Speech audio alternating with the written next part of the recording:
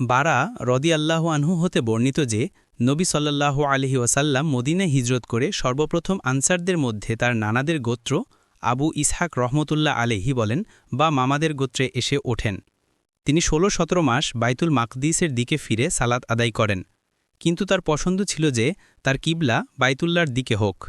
আর তিনি বাইতুল্লাহর দিকে প্রথম যে সালাত আদায় করেন তা ছিল আসরের সালাত, এবং তার সঙ্গে একদল লোক সে সালাত আদায় করেন। তার সঙ্গে যারা সালাত আদায় করেছিলেন তাদের একজন লোক বের হয়ে এক মসজিদে মুসল্লিদের কাছ দিয়ে যাচ্ছিলেন। তারা তখন রুকু অবস্থায় ছিলেন।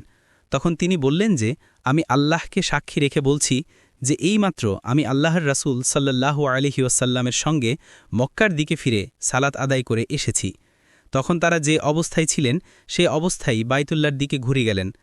রাসূল সাল্লাল্লাহু আলাইহি ওয়াসাল্লাম যখন বাইতুল মাকদিসের দিকে সালাত আদায় করতেন তখন ইহুদিদের ও আহলি কিতাবদের নিকট এটা খুব ভালো লাগত, কিন্তু তিনি যখন বাইতুল্লাহর দিকে তার মুখ ফেরালেন তখন তারা এটা খুব অপছন্দ করল। জুবাইর রহমতুল্লাহ আলাই বলেন, আবু ইসহাক রহমতুল্লাহ আলাই বারা রাদিয়াল্লাহু আনহু থেকে আমার নিকট যে হাদিস বর্ণনা করেছেন তাতে এ কথাও রয়েছে যে কিবলা পরিবর্তনের পূর্বে বেশ কিছু লোক মৃত্যুবরণ করেছিলেন এবং শাহাদত বরণ করেছিলেন। তাদের ব্যাপারে আমরা কি বলবো সেটা আমাদের জানা ছিল না। তখন আল্লাহ তাআলা অবতীর্ণ করেন, ওয়ামা কানাল্লাহু লিযিআ ঈমানাকুম, আল্লাহ তাআলা তোমাদের সালাতকে বিনষ্ট করবেন না।